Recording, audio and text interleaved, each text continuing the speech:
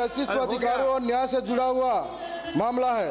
राजस्थान के अनुसूचित क्षेत्र से जिसे संविधान ने आदिवासी समाज की संस्कृति, आर्थिक सामाजिक सुरक्षा के लिए आरक्षित किया है, वहाँ आज तक एक बड़ा अन्याय हो रहा है।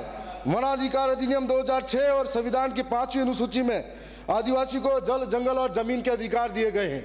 ये वो आदिवासी हैं जो जंगलों में रहते हैं, अपने पुरखों की विरासत को बचा के रखते हैं और आज तक उनके साथ में रहते आए हुए, पेड़ों को पूजते हैं, पर्वतों को भगवान मानते हैं। ऐसे में उन आदिवासियों के साथ में सबसे बड़ा संवैधानिक धोखा हो रहा है।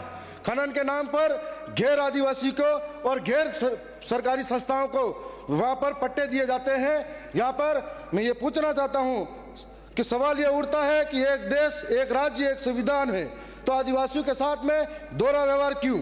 जब खनन कंपनी को जंगल की भूमि देने की अनुमति दी जा सकती है तो आदिवासियों को वनाधिकार के पट्टे क्यों नहीं दिए जा सकते? जब गैर आदिवासी पूंजीपति को खनिज दोहन की छूट दी जा सकती है तो वनों के असली रक्षक आदिवासी को जंगल से बाहर क्यों निकाला जाता है?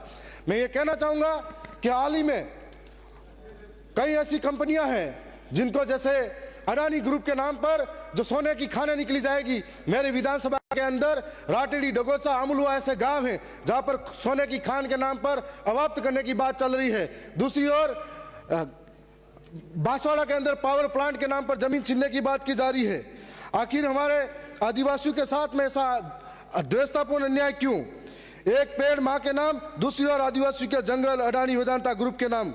अनुसूचित क्षेत्र में आदिवासियों के वनाधिकार पट्टों को त्वरित वितरण किया जाए, ये हम आपको कहना चाहेंगे। आदिवासी भूमि पर बाहरी कंपनियों द्वारा खनन गतिविधि को तत्काल प्रभाव से रोका जाए। मैं साथ साथ में यह भी कहना चाहूँगा, राजस्थान में आदिवासी क्षेत्रों में जंगल सदियों से वहाँ निवास करने वाले आदिवासी आजीविका चलाते हैं। उनकी संस्कृति, परंपराओं और अभिन्न अंग है, परंतु वन भूमि के प्रशासनिक नियंत्रण और बाहरी दखलंदाजी के कारण यह जंगल धीरे धीरे कमजोर होते जा रहे हैं।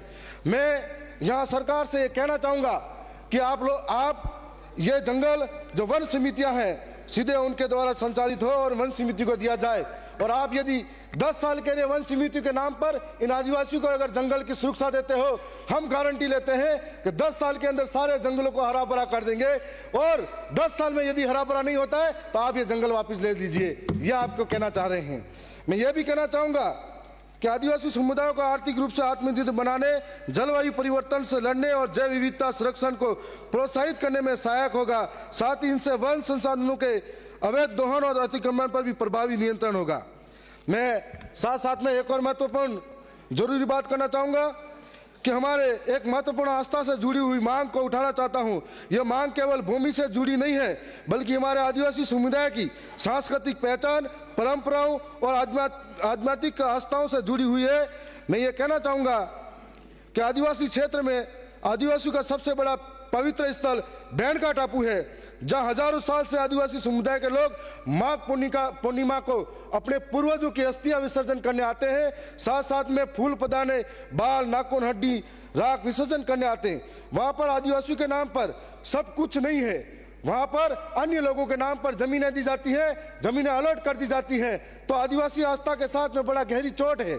और मैं ये कहना चाहूँगा कि हमारी इस सदन के माध्यम से मांग है कि जो हमारा आस्था का केंद्र है बैंड टापू, इसमें 80% जमीन आदिवासी को प्रकृति पूजा स्थल विकसित करने के नाम पर दी जाए। मैं ये भी कहना चाहूँगा कि इस भूमि पर आदिवासियों की धार्मिक मान्यता के अनुसार सांस्कृतिक केंद्र, पूजा स्थल, पारंपरिक वन संरक्षण क्षेत्र और सामाजिक अनुष्ठानों के लिए स्थान विकसित किया जाए।